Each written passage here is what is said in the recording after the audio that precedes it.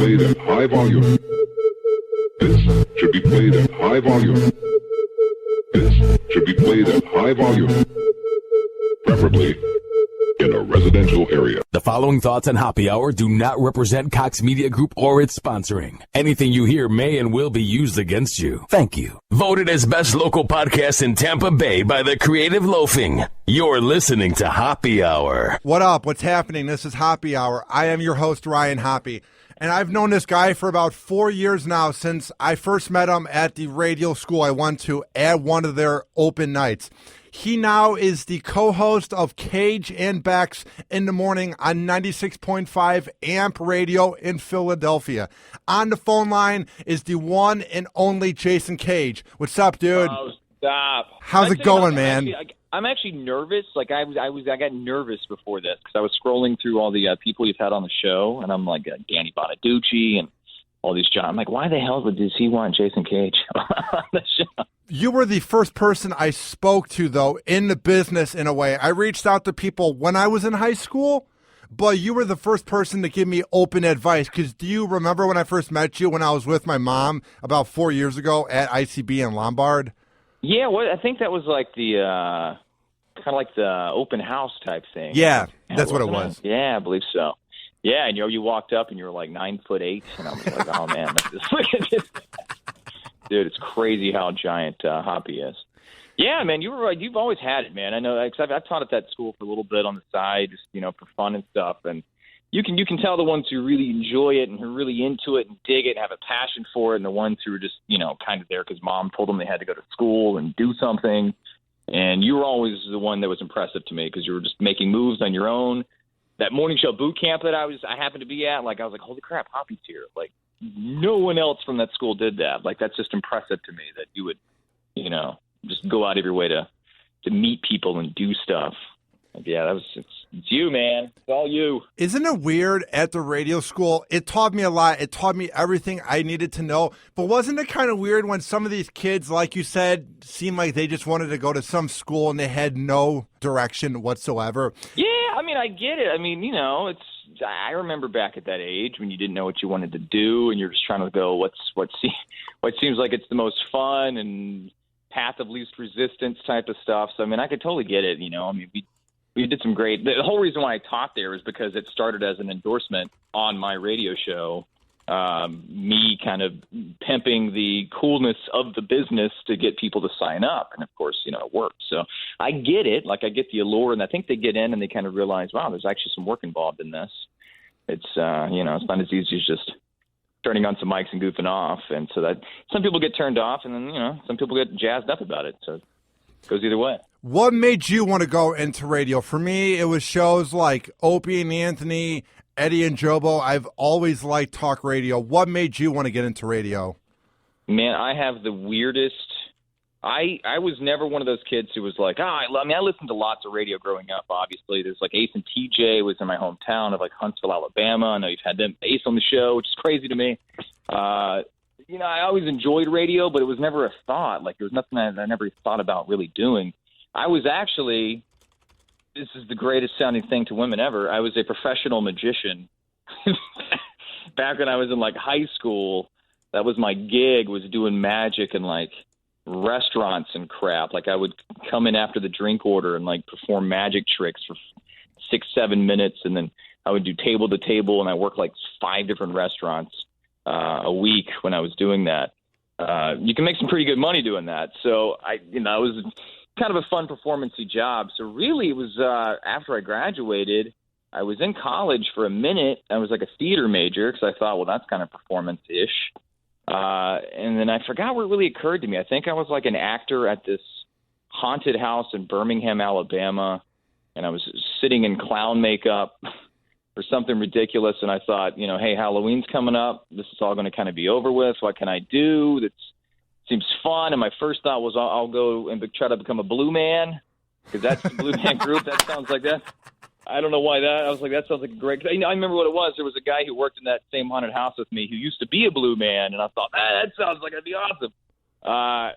But quickly, I think that got kind of smashed in my brain. And there was a radio station out front, which was 107.7 The X, which was in Birmingham. And I remember a lot about that station. It was back in the day when alternative music was kind of really still rocking. And I thought, hey, that sounds fun. Radio, how hard could that be? So literally went home that night and didn't know anything about the business, just kind of went to my hometown radio station's website and found someone who I thought was important, which said program director, and literally just wrote him a pitch, which was probably the dumbest thing I've ever said in my entire life. But that's the same way I used to get into the restaurants doing magic, was approaching the managers. I just kind of approached this guy the same way. And somehow I managed to talk him into letting me come in the business, letting me come in and intern, and kind of work my way up from that, really. How far have you come since you didn't even want to go into radio at first? How bad were you at first, or for some reason did you go in being pretty good? How far have you come since your first day on air? I have no idea. I mean, I listened to my old air checks, and I go, why did anyone ever hire me? Really? It's amazing. I don't know. I mean, my first air check, I think, was awful. I really think it was just my dumb enthusiasm and just sheer just stupidity of walking in off the street cold and confident and cocky and being 18 or 19 or whatever I was that kind of helped me get that first gig. Bill West was my first PD at ZYP in Huntsville, and he was an amazing PD. At the time, I just thought, well, this guy's just barking at me and just, he's just being a D. But he was teaching me all these really great things. And when I left there, I realized he kind of put me through like a boot camp. Like, he taught me imaging and production. He air checked me like once a week. He just kind of really helped hone that skill set, that foundation right in the beginning, which was kind of like my broadcast school. And then from there, I just worked my way up. He helped me get my first full-time night show. I've kind of been in a unique position where I've never applied for a job yet. I've always just kind of like let my work speak for itself type of thing, and they've all kind of just fell on my lap. So I've been fortunate for that. But, it's come a long way. It's been about 14 years now. Out of all the different cities that you have worked in, which had the weirdest vibe overall? Weirdest vibe? You mean cities or just radio stations? Because stations have their own vibes. I guess both overall. What was the weirdest place you've worked at? Because you've worked at a lot of places over your 14 years in radio.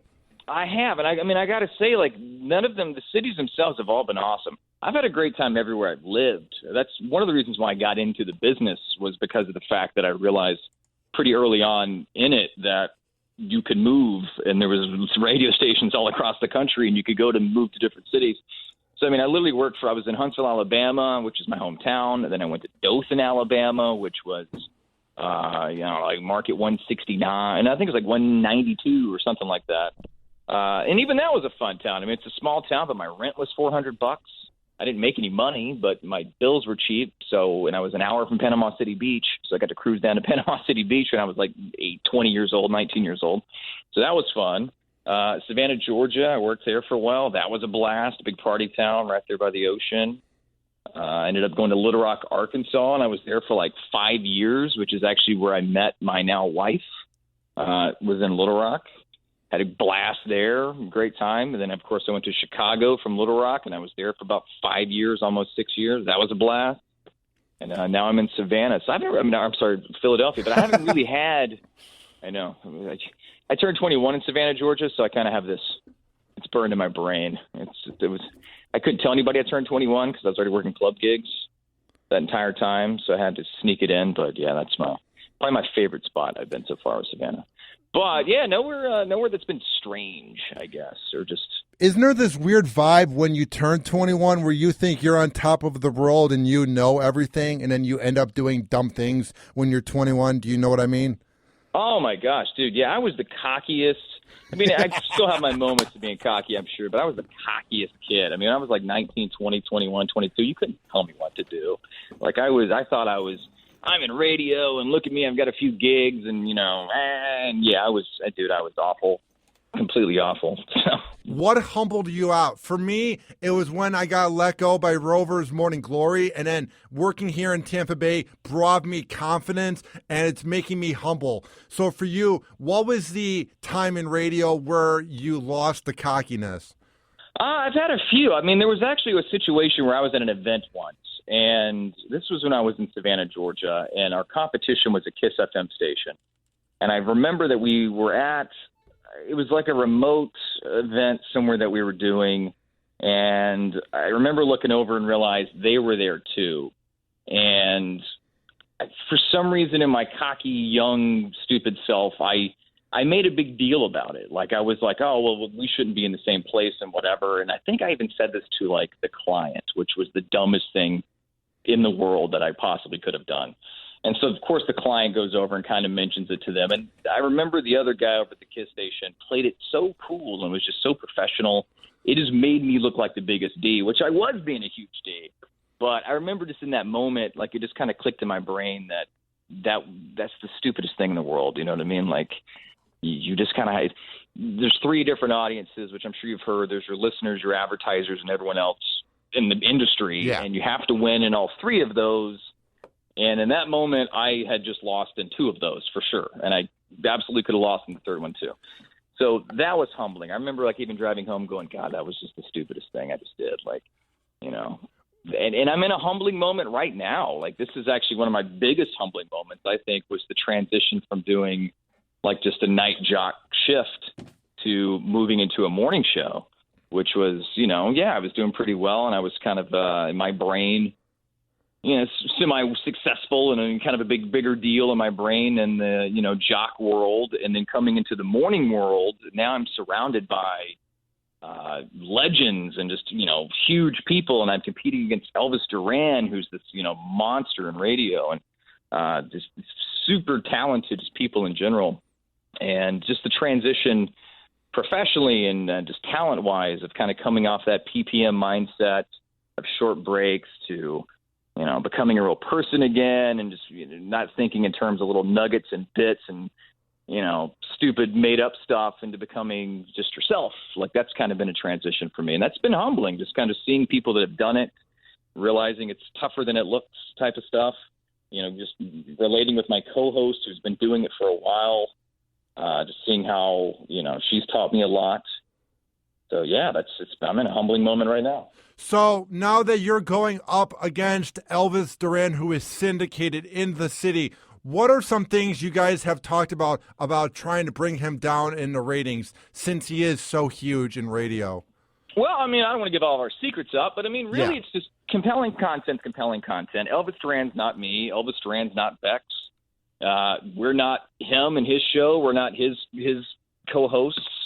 I mean, our goal it's just really just to be us, and we're younger than he is. We're kind of living the life of the demographic and what they're doing right now. It's just a matter of just having good, relatable content and doing it in a way that no one else can do because they're not us. That's really our goal. You know, a lot of music involved in our show too right now. I think we're literally one of the few flip through Philadelphia radio and you're trying to find a song in the morning. I'm pretty sure Amp's one of the only stations that you'll hear one on because of how much talk that the other stations are doing, which, you know, ain't nothing wrong with that. But, you know, that's definitely part of our strategy as well, is just blending good content in with the songs.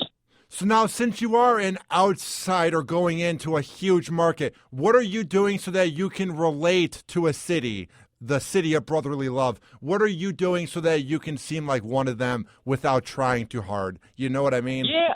I mean, people always say that. Like, I don't think you really have to come in. I mean, people consume, in my brain anyway, people consume content from all over the world now. I mean, when you get online, you're not just looking at stuff in your hometown. You're looking at stuff that's been produced and made by people all over the place. So I'm not, you know, I'm for sure getting out, seeing the town, doing stuff in the town, talking about my life in the town. But at the same time, I'm not trying to make any bones about the fact that I'm not trying to fake as if I'm from here or that, you know, I'm not name dropping landmarks and stuff. It's just, I'm a dude. I've lived a life. I live in Philadelphia now. I'm new to town, so I can talk about some of those aspects of it.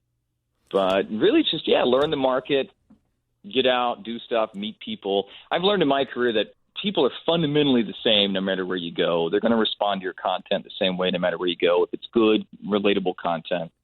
And so there's no real point in faking it. It's just be yourself, and slowly but surely you'll hopefully become part of that town. So since you've been there for just 2 months, what are some of the best parts that you have noticed about the city?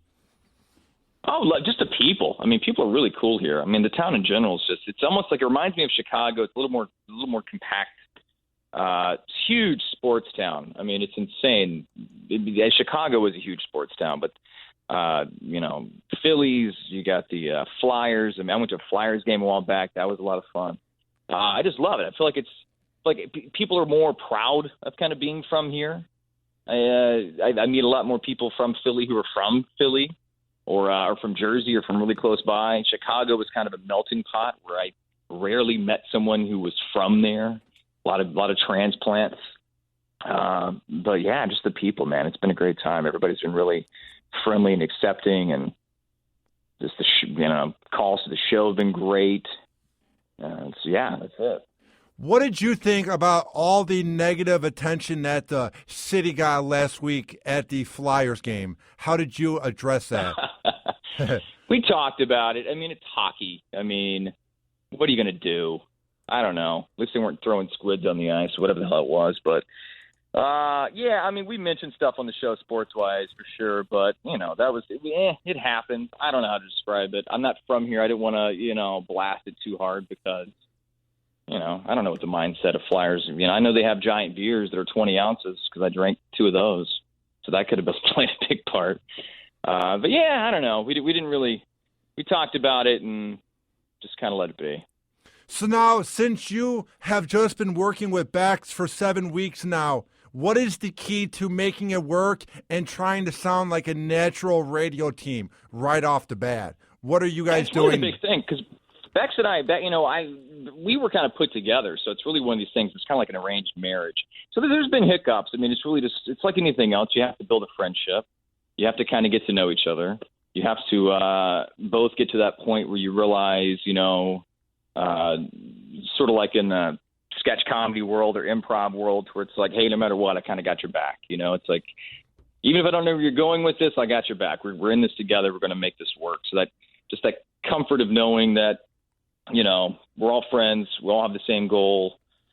There's no really mistakes. We're just going to flow with it and just jive. I think some of the biggest hiccups is just, creatively, when you come together, it's just sort of like I've kind of got my ideas and she's got her ideas. And so it's kind of finding that middle ground where it's like we find those topics that just both resonate with us and both can kind of relate to. And just taking the best points of her and the best points of me and just getting that on the air. What is some of the best advice that you have gotten, maybe from Bex or from your PD or just anybody overall? What's the advice they've given you about going into a morning show in a major market? It goes back to I'm sure you heard it at Morning Show Boot Camp. I mean, it's really something that I've known for a long time, but it's the concept of fair, which is funny, innovative, authentic. Was it funny? Is it real? I think it is. So it's, as long as you have those points, if you're funny, if you're innovative, if you're authentic, which I think is probably one of the biggest things. And I think we talked about that earlier with you had someone on your show and your whole thing was you didn't want to have some, attack angle or something. You just wanted to be you, just be authentic, just whatever your feeling is, that type of stuff. I think people are tired of shticks. They're going to see through that. You can't fake that forever. So just try to be you, and use your fourth idea. I think that was one of the big ones I've always kind of led by, which is your first idea is going to be the most common that everyone's going to think of. Your second idea, a little bit more unique to you, but still pretty easy to come up with. Your third one, that's pretty much going to be getting in the territory of only you could have came up with. But by the time you hit that fourth, just brainstorm concept of whatever you're trying to come up with, that's going to be so unique to you or your co-host or just to your show that there's no way anyone else is going to replicate that or be able to replicate that. So that kind of sets you apart in my brain. Now, a lot of times I come up with content and people I want to have on the show while I'm at the gym or I'm swimming or I'm just relaxing at the house.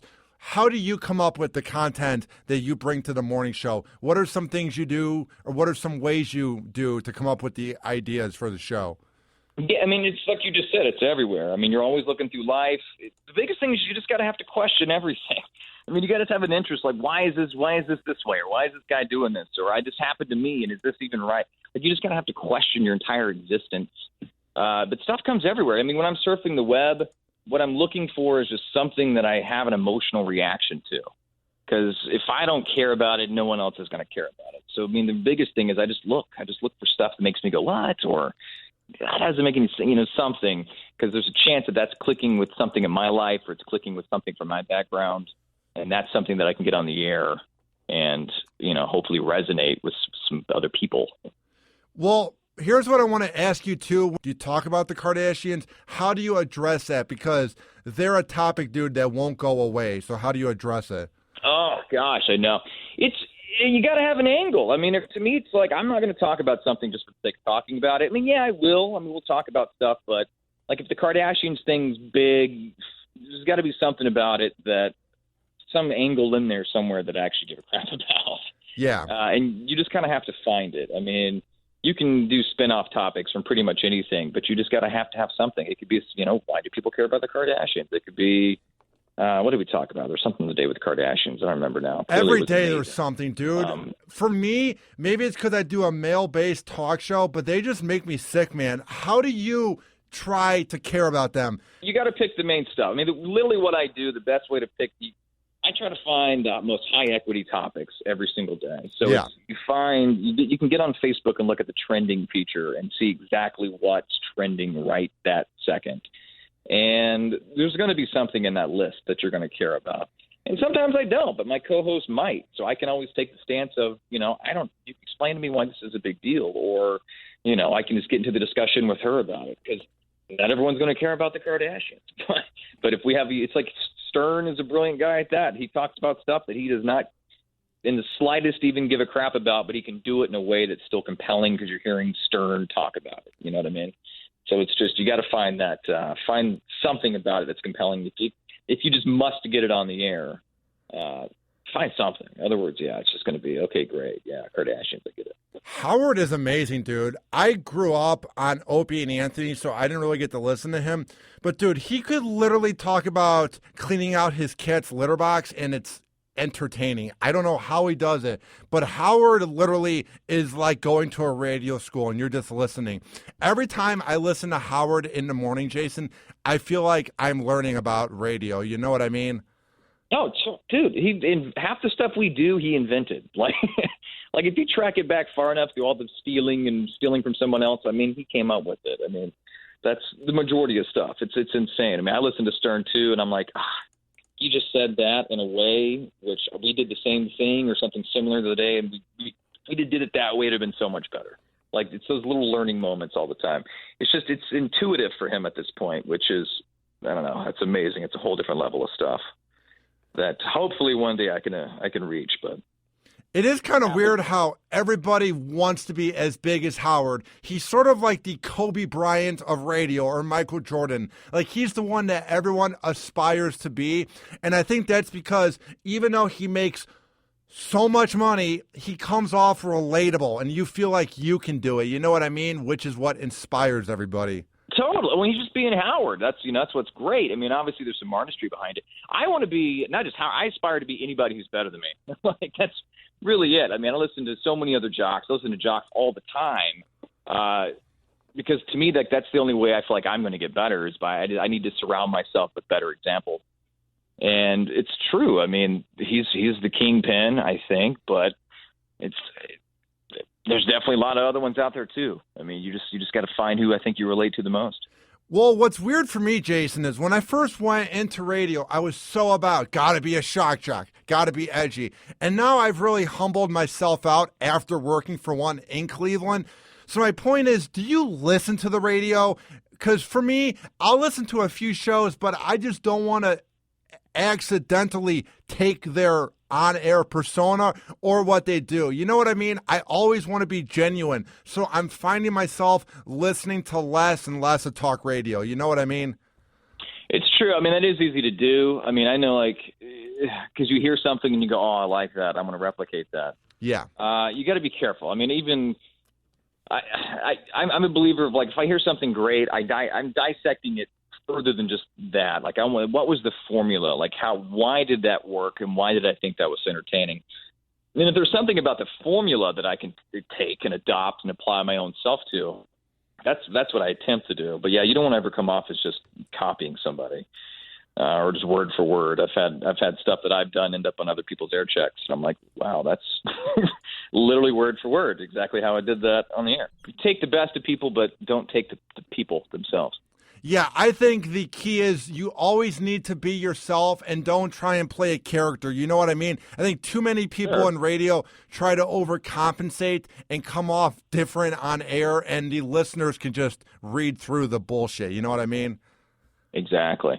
People's bullshit alarm is so high right now. I mean, YouTube, man. I remember when I was in radio, we could make up bits and do prank phone calls and fake calls with like staged people all day long, and people ate it up. And now it's like YouTube, you know, anybody and their mom can get a camera and a cell phone on speakerphone, do some prank phone calls.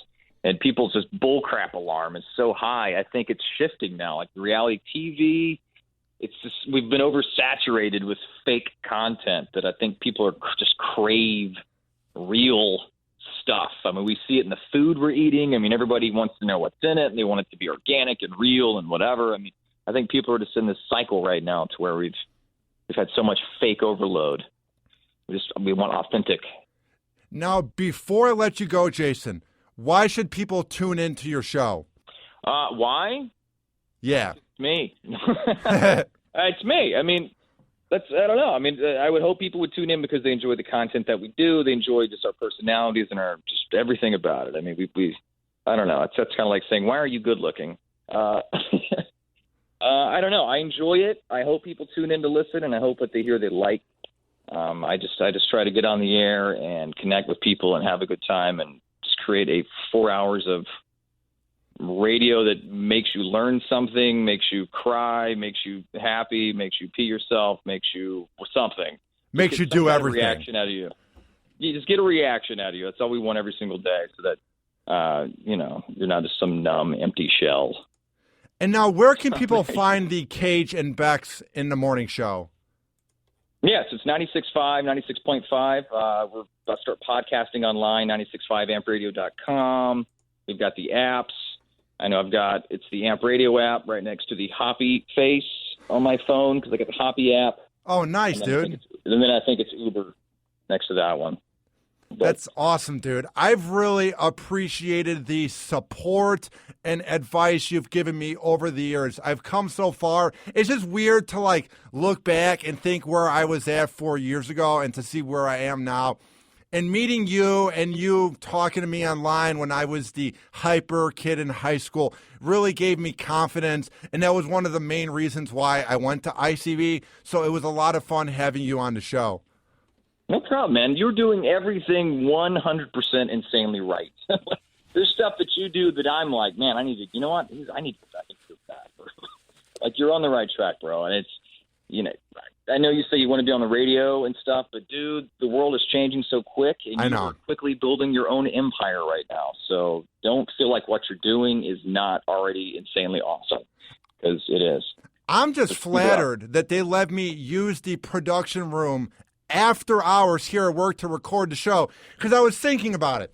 I was putting so much pressure on myself the past 7 months. You got to get on air. You have to get on air. You have to get on air. I get on air occasionally for bits, and I think less is more, number one. And number two, some of the best shows out there are podcasts. Joe Rogan, Adam Carolla. Yes. So to me, I'm just going to ride the wave and just see where Hoppe Hour and this thing goes. You know what I mean? Going big places, man, and now I'm on it, so I can tell my mom in 20 years, hey, dude, I was on the show. Sounds like man. a plan, dude. Buddy. Hell yeah. Keep up the good work, Jason. Thanks, buddy. All right, bye. All right, man. Hoppe Hour. Hoppe Hour.